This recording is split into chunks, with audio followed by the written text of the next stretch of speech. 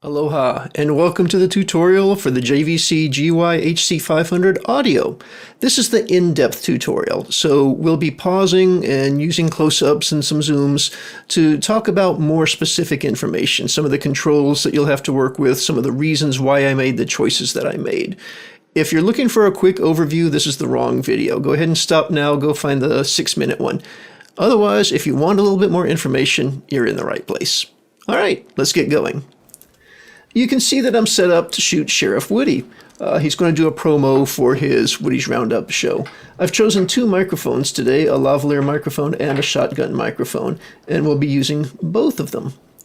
Now I'm going to hook the headphones up, and let me pause real quick, and let's take a look at the right side of the camera near the back. Okay, you can see where the headphone connector is hiding underneath this little plastic dust cover.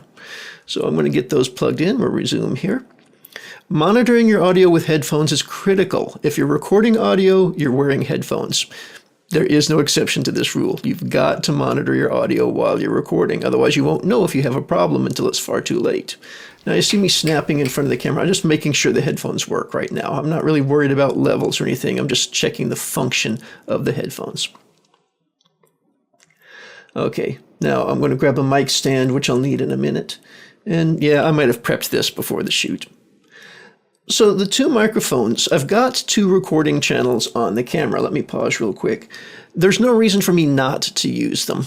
My intention is that the lavalier will be the primary audio signal, but in the event something goes wrong, I've got a channel that's not doing anything. I've got two channels on this camera, so there's no reason not to have a second microphone as a backup. So that's why I'm going to have the shotgun running as well. Let's resume. I like working with lavaliers, especially in a studio setup like this. I feel like they give you a really clean sound, and because they're so close to the talent's mouth, you get a really good signal-to-noise ratio. So they're always my first line of attack when it comes to an audio challenge. So I'm going to clip this directly onto his vest, and then I'm going to run the cable behind him off the back of the table so that it won't show up in the shot. Now, lavalier microphones, as much as I like them, do have some potential problems. And one of those is clothing noise. Woody is wearing two layers of clothing. He's got a vest over a shirt. As he moves around, those layers of clothing will rub against each other, and that makes noise that will come through on a lavalier microphone. The second potential problem is in biology, particularly if your talent is hungry and their stomach is rumbling. That comes through loud and clear on a lavalier microphone. I've had to stop more than one shoot and go looking for cookies. Okay, we're going to pause real quick. Now, I am going to plug the lavalier microphone into input 1. Let's take a quick look at that side of the camera. You can see that there are two audio inputs, and they're labeled input 1 and input 2. It doesn't really matter which one you use for which. I just like the idea that the microphone I consider most important, which is the lavalier in this case, goes into channel 1. And my backup microphone will go into channel 2. If I actually had two talent where I had a lavalier on each of them, then I would put the microphone 1 to the left and microphone 2 on the right, but that's just an organizational thing. This connector is called an XLR connector. XLR connectors are very common in audio and other things. Audio XLR connectors have 3 pins. Other types of XLR connectors can have more connectors, 4, 5, even 9. But for audio, it'll always be a 3-pin connector. And this is a locking connector. When I push it in, it will lock in place. I will not be able to take it out. It won't be able to fall out. If I want to take it out, I have to push that little release that's just above the connector itself. And while I'm pushing that release in, then the microphone connector will come out. All right, let's go ahead and plug that in.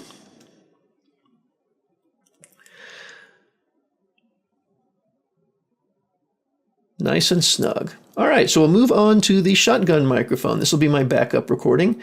Because I'm inside and the air conditioner's off, I don't need the dead cat. Yes, the name of the furry windscreen is actually a dead cat. The trick with shotgun microphones is to get them as close to the talent as you can, pointed straight at their mouth, but keep them out of the shot. So I'm going to come in from overhead. It's possible sometimes to come in from underneath or from the side, but I can't do that here. I can't come from underneath because there's a table and a desk in the way. I can't come from the side. It would be in the shot.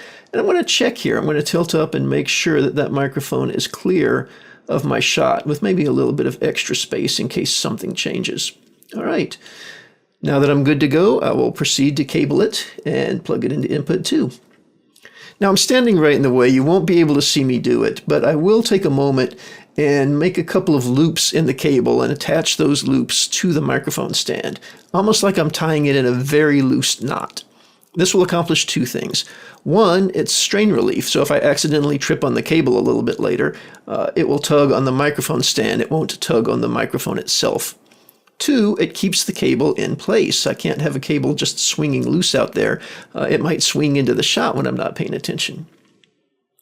Okay, let's pause here. I'm heading into this section of the camera just on the left side underneath where the viewfinder closes, and there are a lot of audio controls here. There are a lot of opportunities to get this wrong, so you need to pay careful attention as you're playing with these switches. So in the top left-hand corner, we've got two switches that are input selector switches. There's one for channel 1, one for channel 2. The top position for each is labeled INT, which means internal microphone. So that's where they were set earlier. The internal microphone on the camera is better than nothing, and that's literally the only thing it's better than. You should never be recording audio with the internal microphone if you've got any choice in the matter. So I'm going to have to change that position. Now the left-hand one has only got one other choice. The channel 1 input selector can either be internal or it can be set to input 1. That means whatever microphone I plugged into input 1 will be recorded onto channel 1. That makes sense. The second one, though, is sneaky. It's got 3 positions rather than 2 positions. So again, it has internal, but then you can set it to input 1 or input 2. Now this is weird because channel 2 can be used to record the microphone that's plugged into input 1. In this case, if you only had one microphone, you could record it to both channel 1 and channel 2. And sometimes there's a reason to do that. But in this case, it would mean I'm not recording the shotgun microphone. I'm only recording the lavalier and recording it to both channels. That's not what I want to do. I want to record the shotgun microphone as well. So I need to make sure that input 2 is the selection for channel 2. So channel 1 is set to input 1. Channel 2 is set to input 2. That way, each one records a separate microphone. Moving forward, I'll make that switch. And then, underneath those, let me pause, are the selectors that let me decide if the automatic or the manual is going to control the recording level. Now you know how much I love automatics, so I'm going to put both of those to manual. When I put them to manual, then the recording level will be controlled by the little knobs that are sticking out under the bottom of this area. You can see them there. They're tiny knobs and they're a little bit of a pain to work with, but that's what we've got. All right, so put those both on manual. Let me pause again real quickly.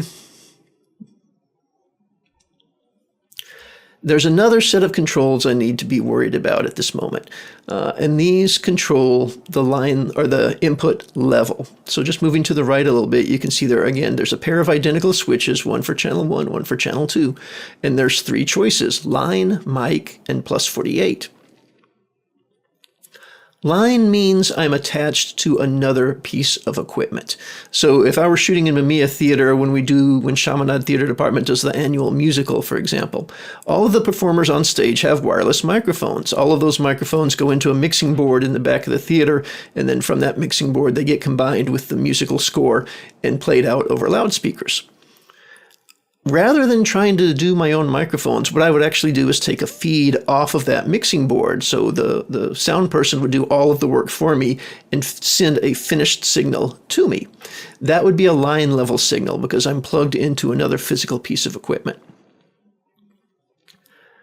The center position, mic, is for microphones that generate their own electricity. So if you were working with a dynamic microphone or a ribbon microphone, you would set those switches to mic. In this case, though, both the lavalier and the shotgun microphone are condenser microphones, which means they need phantom power. Phantom power is sometimes indicated by that plus 48. That means phantom power is typically 48 volts, so the plus 48 means it's a mic level signal, but it's also applying 48 volts of electricity, phantom power. All right, moving on. Once I get those switches set, I'm going to just do a function check. So you see me clapping my hands. I can see that there's audio moving. Let me pause again for a moment. That was just a simple function check. If everything's right, I should see the meters move.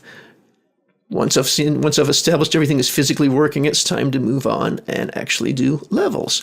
So I'll grab my headphones, and then I'm going to tell Buzz to start, not even Buzz, I'm going to tell Woody to start talking. Okay, Woody actually has a Bluetooth speaker that's hooked to my iPad, which has gone to sleep. So here I am typing in the security code, and now Woody's speaking again.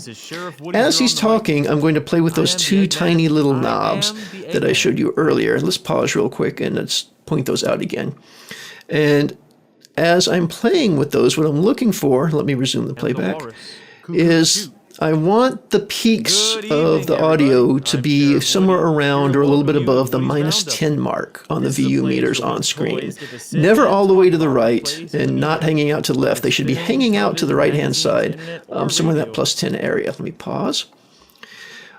As I'm doing this, I'm going to be listening, and there's a switch that controls the headphones in that same area. Let's take a look. So monitor in this case means listen to, right? This is what's driving the headphones. So that volume up and down, those little plus and minus squishy buttons, control the actual volume of the headphones. They have nothing to do with the recording level, only the listening level. But that little switch there that says channel 1 mix channel 2 lets me listen to only what's on channel 1 or only what's on channel 2 or a combination of the both. So as Woody is doing his mic check, I'm going to flip it up so I listen only to channel 1 and make sure that the audio on the lavalier sounds nice and clear.